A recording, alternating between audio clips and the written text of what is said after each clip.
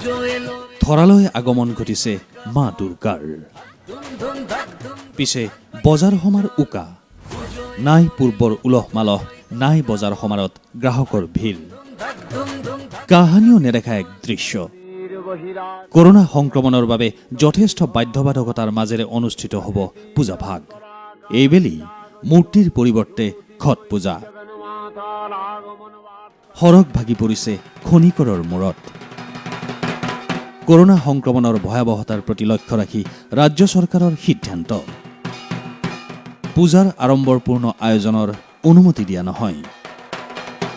মূৰ্তি পূজাৰ পৰিৱৰ্তে ঘট পূজা আয়োজনৰ আহ্বান।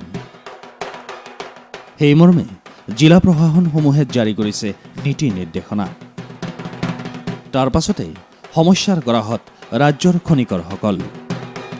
এওঁলোক ওদালগুৰিৰ খনিকৰ। দৰাচলতে ধৰালৈ আগমনৰ বহু পূৰ্বেই খনিকৰসকলৰ হৃদয়লৈ আগমন ঘটে দেৱী দুৰ্গাৰ। পূজাৰ ১.৫ মাহমান পূৰ্বে খনিকৰসকলে আৰম্ভ কৰে দেৱীৰ মৃন্ময় মূৰ্তি গঢ়াৰ কাম। এহাতে আধ্যাত্মিক দান, আনহাতে জীৱিকা। কেইবা লাখ টকা ঋণ লৈ ইতিমধ্যে বহু মূৰ্তিৰ প্ৰায় ৭০% কাম সম্পূৰ্ণ কৰিছে। পিছে নাই মূৰ্তি পূজা, নাই মূৰ্তিৰ গ্ৰাহক।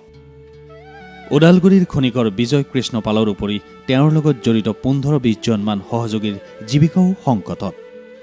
সংকটত তেওঁলোকৰ পৰিয়াল। গ্ৰাহক যিহেতু নাই, মূৰ্তিসমূহ পেলাবই লাগিব। এনে পৰিপ্ৰেক্ষিতত এফালে ঋণৰ চাপ, আনফালে পৰিয়াল চলোৱাৰ চিন্তা। অসুবিধা আমাৰ বহুত হৈছে। এতিয়া আমি চলবা নোৱাৰা হৈছোঁ। কি ক'ম আৰু, কোৱাৰ ভাষাই নাই আৰু। এনেকুৱা অৱস্থা হৈছে আৰু। একবেলা খাই আছোঁ, একবেলা নাখাই আছোঁ। বহুত টকা ধাৰ ধুৰ কৰি আনি খানি মূৰ্তি বনাইছিলোঁ। ধৰক বনোৱাৰ পিছত এতিয়া মূৰ্তিবিলাক চেলে নহয়।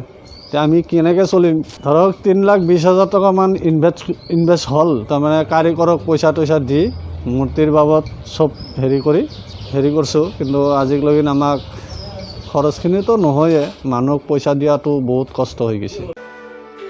চৰকাৰকো আবেদন জনাইছিল, পিছে সঁহাৰি লাভ কৰা নাই। চৰকাৰলৈ সাহায্যৰ আহ্বান জনাইছে খনিকৰসকলে। চৰকাৰে আমাক একো দিয়া নাই, সাহায্য কৰা নাই। আজিলৈকে কোনো ধৰণৰ পোৱা নাই। আমি মুখ্যমন্ত্ৰীক দিছিলোঁ, তেওঁ এটা দিছিল, পত্ৰ এটা দিছিল। কিন্তু আমি সেই নাম চাম ফিল আপ কৰি পঠাই দিছোঁ, কিন্তু আজিলৈকে সেই বস্তুটো পোৱা নাই আমি। চৰকাৰে এতিয়া কোনোভাৱে আমাক সাহায্য কৰিলে আমি অলপ ভাল পালোঁ হয়। এওঁলোক মাথো উদাহৰণহে। সকলো খনিকৰৰ একেই অৱস্থা। পুৰোহিতসকলো সমস্যাত। দুৰ্গা পূজাত পূজা অৰ্চনাৰ জৰিয়তে বহুদিনলৈ পেট প্ৰৱৰ্তনৰ ব্যৱস্থা হৈ উঠে পুৰোহিতসকলৰ বাবে। পিছে এইবাৰ নহ'ব। মূৰ্তি পূজাও নাই, দলে বলে পুৰোহিতৰ আৰতি অথবা পূজাও নাই। কোভিড টেষ্ট পজিটিভ হ'লে লটিঘটি, এইবোৰৰ বাবেও পুৰোহিতসকল আগবাঢ়িবলৈ ভয় কৰা হৈছে। নাই মেলা, হতাশ দোকানী। জিলাপি নহ'লে পূজাৰ মাদকতাই বা ক'ত? পিছে জিলাপিৰ লগতে অন্যান্য মিঠাইৰ বিক্ৰেতা, মণিহাৰী সামগ্ৰীৰ দোকানী, ফাষ্ট ফুডৰ দোকানীসকলো হতাশ। পেণ্ডেল সজা লোকসকলো হতাশ। অন্যান্যভাৱে পূজাৰ লগত জড়িত বহু লোক হতাশ। পূজা বুলিলেই বস্ত্ৰ সম্ভাৰ। পিছে আনহে নালাগে, মহানগৰীৰ দোকানীয়েও গ্ৰাহকৰ অপেক্ষাত হতাশ হৈছে। পূজালৈ মাজত মাথো ৩ দিন বাকী থকা অৱস্থাত কাহানিও নেদেখা দৃশ্য। দেওবাৰ বুলি ফাঁচী বজাৰ বন্ধ। ওদালগুৰিৰ পৰা নিপু কাকতিৰ সহযোগত ব্যুৰ' ৰিপৰ্ট, অসম লাইভ 24।